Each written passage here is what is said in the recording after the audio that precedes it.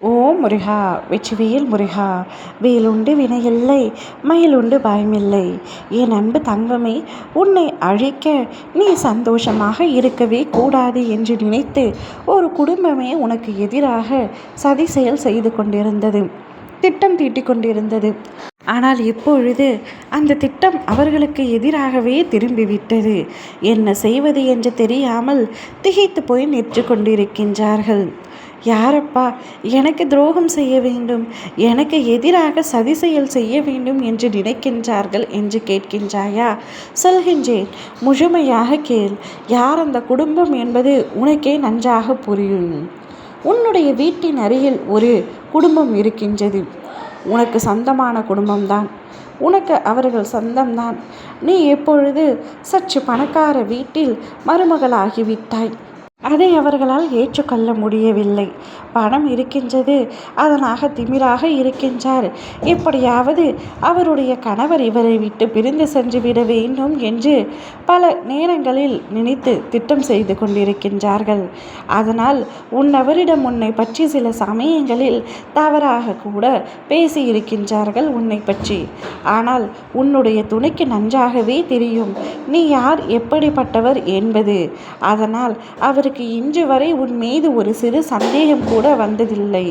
இப்படி நீ நன்றாகவே வாழக்கூடாது என்று உனக்கு எதிராக நினைத்தவர்கள் இப்பொழுது அவருடைய குடும்பத்தில் இருக்கும் ஒரு பெண் வாழாமல் அவருடைய வீட்டில் வந்து உட்கார்ந்திருக்கின்றார். அந்த குடும்பத்தில் இருக்கும் பெண்ணிற்கும் அவருடைய கணவருக்கும் சண்டை ஏற்பட்டு, அந்த சண்டையினால் இப்பொழுது பிரிவு ஏற்பட்டு இவருடைய குடும்பத்தில் வாழாமல் வந்து அமர்ந்திருக்கின்றார்.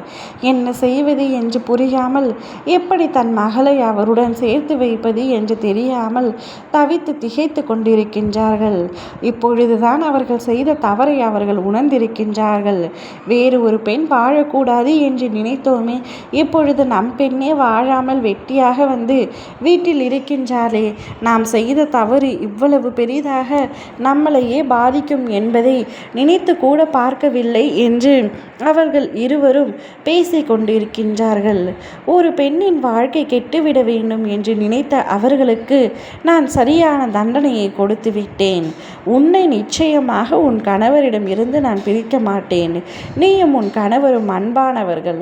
இருவரும் ஒருவருக்கொருவர் குணத்திற்கு விட்டு கொடுக்காமல் சலிப்பில்லாதவர்கள். இருவருடைய குணமும் நன்றாக குணம். உனக்கு எதிராக யார் சதி செயல் செய்தாலும் அது அவர்களுக்கே திரும்புமே தவிர உன்னை ஒரு அளவு கூட பாதிக்க விடாமல் உன் அப்பா நான் பார்த்து கொள்வேன். எப்பொழுதும் உன்னிடத்தில் நான் சொல்வேன் அல்லவா, உன்னை என் கண்ணுக்குள் வைத்து பாதுகாப்பேன் என்று. அது வெறும் வார்த்தை அல்ல தங்கமே, என்னுடைய வாக்கு. என்னுடைய வாக்கை நான் என்றும் மீற மாட்டேன். உனக்கு நல்லதை மட்டுமே உன் அப்பா நான் செய்து தருவேன். இனி வரப்போகும் காலமும் உனக்கு சந்தோஷமான காலமாக இருக்க போகின்றது. உன் துணையுடன் நீ மகிழ்ச்சியாக இருப்பாய். சிறு சிறு பிரச்சனைகள் அவ்வப்பொழுது கணவன் மனைவிக்குள் வந்தாலும் பிரிவு என்ற வார்த்தை உன் வாழ்க்கையில் வரவே வராது. வரவிடவும் மாட்டேன். ஓ முருகா! வெற்றிவேல் முருகா!